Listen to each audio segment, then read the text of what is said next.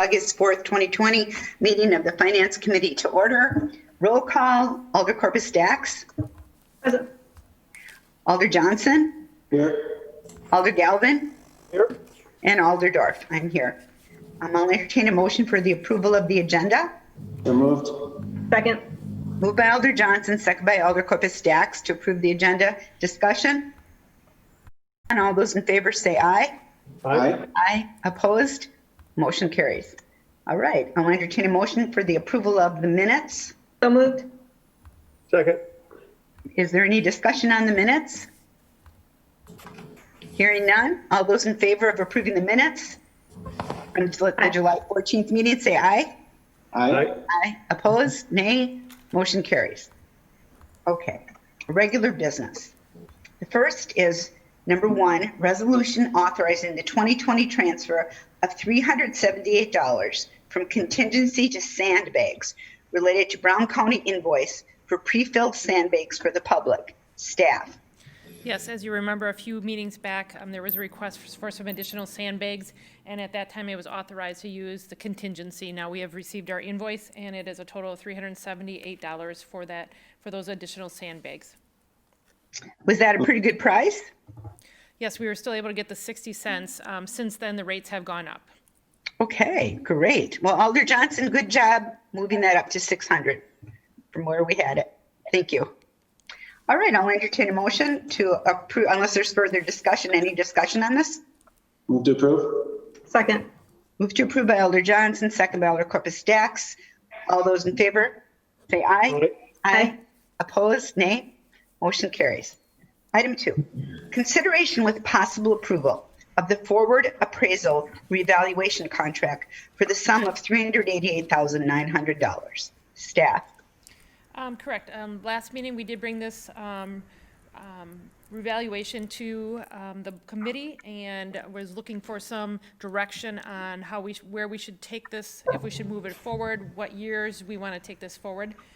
So we had recommendation to go back, work on the contract, bring you a contract back. And this would include now the dollar amount in which we are looking to contract of $388,900. At this point, we have a pricing structure included in it. It is still negotiable. At some point, if we decide that the $50,000 that is in there is still not acceptable, we still can negotiate with the vendor. But at this point, we have included the full RFI. It includes the contract. So I guess I would send it back to the committee and see what questions you have. We also have Calvin Winters, our procurement manager, on the line. We also have Rashwant, our assessor, on the line, and we also have Nicole, who's also from the vendor from Forward Appraisal, if we have any questions pertaining to the contract, timing, pricing. All right, discussion. Alders? Alder Johnson? I reviewed the agreement. Nothing strikes me as odd. It looks all very straightforward. It looks like Calvin was able to negotiate the $50,000 in the first year. So that looked good to me. The only question that I had, because I don't understand it, is the piece related to residential sketching. Could somebody explain to me what that is? Because the way that I read this is that staff will be responsible for creating 23,400 sketches. Is that correct? I think I would defer, at this point, I would defer to Russ, and he can talk to that. Hey, Russ? Right. You're muted, Russ. You have to unmute. Yeah. No, it's working, Russ. It's working. Oh, it is? There we go. His computer. He's got that thing going on that I've got going on. Okay. Yeah. Sorry about that. Yeah, we, in our new program, a lot of stuff transferred over, all the details for each individual property, all the statistics and so on, square footage, and all that did convert over from our old system, but the sketches did not, because it was a different type of system. So we're going through as we can and converting the old sketches into the new system. It's kind of a tedious process, but as we have time, and now that we're working from home and going back and forth to the office, we have the time to do some of that, and that's what we've been doing. So the additional $100,000 for the contract, that was what if the outside firm was to do that for, was to take over that process. So we felt that we were able to do that over the next several years to save the city some money in order to do that. So we have the sketches, we just need to digitize them? Correct. Most of the sketches that we have been carried over from years and years, where in the past they were done on like anywhere from 2x2 inch graph paper to the old sketch program, which is almost like a stick type of process, to the old CLT program that we used in the last revaluation, where it's just up 1 over 5 and down 2 and so on. It didn't convert at all because there's 2 different platforms. So what we're trying to do is review them, make them come out so that the square footage are exactly the same. And then at the same time, we're looking at so the numbers come up pretty similar to what we're coming up with now. So it helps us go through the houses as we're doing the sketches. So it's kind of a good review process for the staff at the same time they're doing the sketches. So I felt for us to do it was probably a better process than having an outside firm do it. Okay, thank you for that. Director Ellenbecker, then if you could just comment. So we authorized the $50,000 to come out of contingency this year, which leaves us obviously some pretty substantial balances for the next 2 years. Do you anticipate that would be budgeted and paid for through the levy or some other type of funding source? Our goal would be to put it in the 2021 and 2022 budget. Okay, so within that budget though, so when you say put in the budget, you mean that the levy would fund it as opposed to bonding? Correct, that would be the goal, to put it in the budget, and if for some reason council would decide to pull it out, then we would have to go down the path of bonding. Okay, thank you.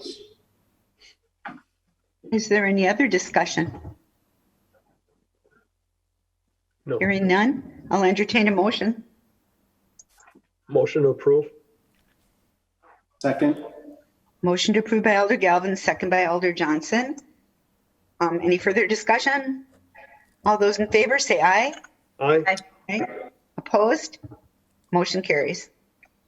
Okay, number 3, resolution authorizing the 2020 transfer of $50,000 from contingency to assessor's contractual services for the forward appraisal revaluation contract.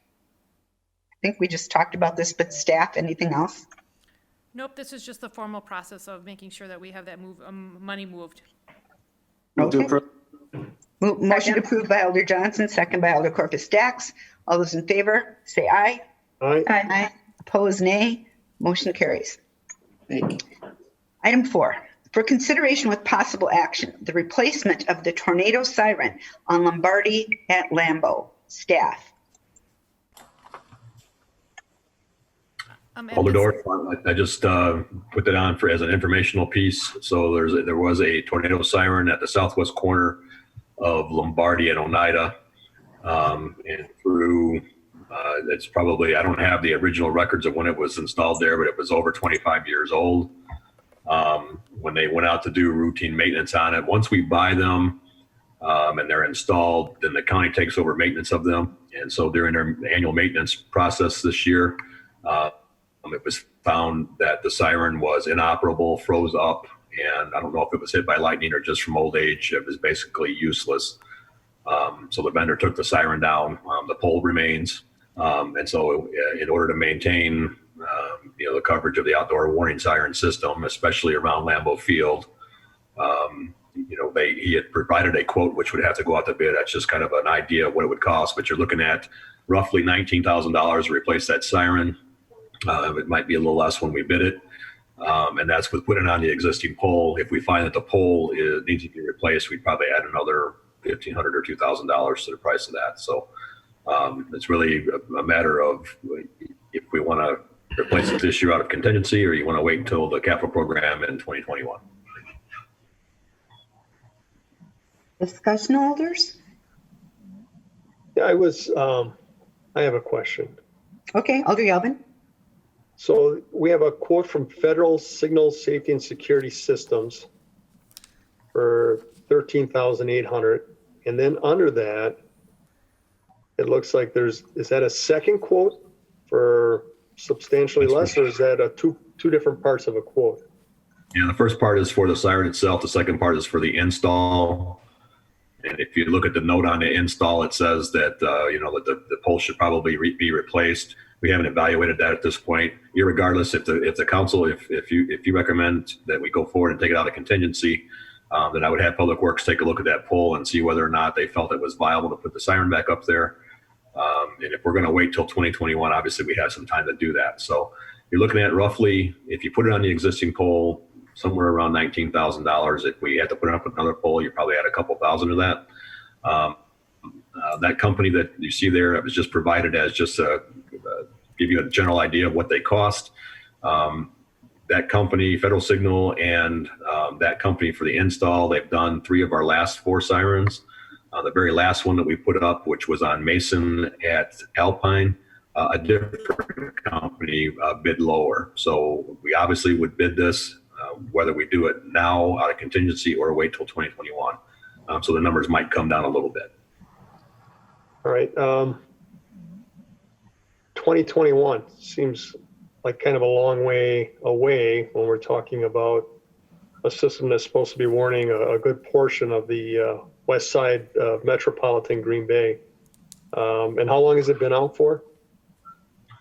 We were notified about a month ago. So this was the first time we could get it up on the agenda for your awareness. Okay, and so those people out there have no warning other than the usual media type systems, correct? Yeah, again, all those weather systems, they do come across. If you're carrying a cell phone, you can sign up for those notifications. And really, everybody always refers to them as tornado sirens, but actually they're just outdoor warning sirens. They're meant to notify people that may be outside of approaching bad weather. Obviously with the high use area there, Lambeau Field, and all the residents, all the citizens that live around that area, we do have some redundancy. It's just a matter of the level of sound that they would hear. And on game day there, probably not going to hear much at all. And a lot of that has to do with foliage and tree coverage and things of that nature. When we get into wintertime, sound travels better all through the area just because of the foliage being gone from the trees. So we really plot out. They use software to plot out, exactly where the siren's located and what the reach is going to be. It will reduce our. It's not full redundancy in that area by any means. I would suggest that we do it out of contingency, but given the circumstances of what we're going through right now, I wanted to put it in your hands for decision. All right, thank you, Chief. Other discussion? Brian Alder Johnson. Thank you, Chair. Director Ellenbecker, could you, after this authorization of the $50,000 for the assessment, what would the balance in the contingency fund be? Correct. We're starting at $143,700. We just approved $378 for sandbags and $50,000 for reval. That brings us down to $93,322. If we were to take this estimate at $18,400 out, that would leave our balance right around $74,922. Again, this is an estimate, but it would be right around down to about $75,000 left for the remainder of the year. Do you anticipate any other, are there any other expenses at this time that you're aware of that might be coming before finance for the use of the contingency fund? At this point, there is also litigation for Georgia Pacific, invoices that are out for our Amy Seibel, sorry. But I have asked a law for that request. We have not received our latest invoice. That is the one that we are splitting with other municipalities. So at this point, I do not have an estimate. We spent under $20,000 last year with them of our portion. So that I don't have an estimate for you right now. It would be any work that they had had done so far in 2020 here. Again, last year we maxed out, I think, around 20,000 for contingency, but right now we would be sitting at right around 75,000 remaining for contingency. Okay, thank you. Look, this siren serves a big chunk of my district, and I think obviously I am going to go to bat for us taking care of this right away. Not only for that reason, but you were talking about an area that sees a lot of visitor traffic as well. And so you have a lot of congregation of people in that area. I think from a safety perspective, it's very important that we address this as quickly as possible.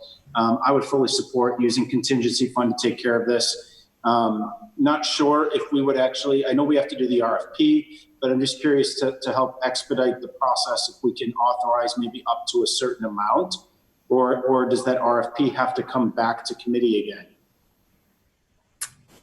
As far as I know, you can authorize a dollar amount to be spent on something, and obviously we would hope that it comes in under that. I think the only reason we would have to bring it back is if any of the bids came back over that dollar value that you authorized.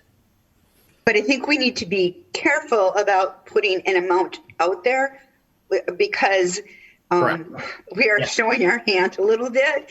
But I would certainly be open to an emergency meeting if you need one. I totally agree with Alder Johnson. We need to take this out of contingency. We need to get this done as quickly as possible. And so if it does need to come back, but I thought there was a certain amount that you guys could spend. 25,000, I think. 25. Yeah, I But thought that was some of the amount. I would guess since this is coming out of contingency, it needs to be authorized. Is that true, Diana? Yes, the resolution itself to transfer from contingency to the appropriate account would need to come through Finance Committee. However, that really could be a report out after. Once you have the final number, we could just bring, once the invoice has been received, we're ready to pay it. At that point, we could bring that resolution through. Calvin, when you put this out to bid, how long of a window do you need to leave open? So this is under 25,000, which is the threshold requiring a formal bid. So for this, we could go out to various vendors and just request quotes. So we can have this one done within a week or two, depending on the responsiveness from the vendors. Okay, here's why I'm asking that question. Our next council meeting is August 18th. Can we get that done and just put this on as a committee of the whole? Yeah, barring a reason of a vendor not responding, I see no problems with us getting quotes back by then. Okay, that's a great idea. I would make that as a motion then, unless there's more discussion, but I would move that we send this out to bid and place the resolution on the August 18th council agenda as a committee of the whole item. Can I just make a suggestion that you don't say out for bid, rather obtain quotes? RFQ, right? You the way you need to word it. Okay, yeah, an RFQ, please. RFQ. I have Alder just a Galvin. quick question, and it's really nothing to do with the whole process we just talked about here. I'm a little bothered by the month lapse in time, the way our system is set up, that it took from this thing to be found to be non-functional to the point we're at right now. I mean, we're looking at 30 days with our pants hanging down, and how much longer until we actually get this thing up? Is there something in our systems that we could change looking forward so that we don't have to wait as much as we did to get the ball rolling on something that, to me, it'd be like having a rescue squad suddenly unavailable or some other important piece of equipment that we would want to get replaced sooner than later. And it bothers me when we have systems in place that slow down these kind of things from happening in a more timely fashion. And I don't know if that's for a discussion at another time or something, but Chief, could this fall under emergency procurement? Well, I think that the state of emergency that we're currently under, that doesn't pertain to this item at all. As soon as we got notice of this, we brought it forward and asked for it to be put on the next agenda, and that's kind of the process that went by. I guess that, in the future, we could ask for an emergency meeting, which would just add a meeting and have that on the agenda for all of you to act on. That certainly can be done. yeah, and the reason why I'm asking is because, we're in an emergency situation right now, but God willing, we won't be here next year or 5 years from now. And I'd want to know that, especially now, if you look at it, had things been normal this year, we'd be into mini camp and all that other stuff right now with literally thousands of people packed down in the Lambeau Field area. And besides that, all the hotels and everything else that run that whole corridor there and into those residential neighborhoods, I'd like a process in place that when we see things like this happening, we're able to move more nimbly and get these replacements or the needed equipment in place a lot sooner. That's my only thrust here. And I'm not And sure how so- we're doing that. I would just say never hesitate to ask finance to have an emergency meeting. This is really important, and other critical things can come up. And I know that most of us are very willing to come in for a quick emergency meeting, and even if we were coming in person or whatever, to take care of something that citizens need. So feel free to ask us, okay? Okay, I'll entertain a motion. Oh wait, there was a motion, right? Alder Johnson made the motion. Who seconded it? I'll second. Alder Corpus Dax, seconded by Alder Corpus Dax. Any further discussion? Nope. All right, all those in favor, say aye. Aye. Aye. Opposed? Motion carries. All right, back to informational. Go ahead, Diana. You had that figured out for Yep. contingency. Correct, as I stated just minutes ago, yep, the estimated contingency after these transfers that we approved today would be right around $74,922. Again, that's using an estimate, so right around $75,000 after today's transfer contingencies. Okay. And then the final agenda item is the next Finance Committee meeting will be held on Tuesday, September 8th, 2020 at 4:30 PM. Do I hear a motion to adjourn? Motion to adjourn. Motion by Alder Galvin, second by Alder Brian Johnson. All those in favor say aye. Aye. Aye. Opposed? Motion carries. We are adjourned. Thank you all. Thank you. Really fast meetings. Whoa. Yeah.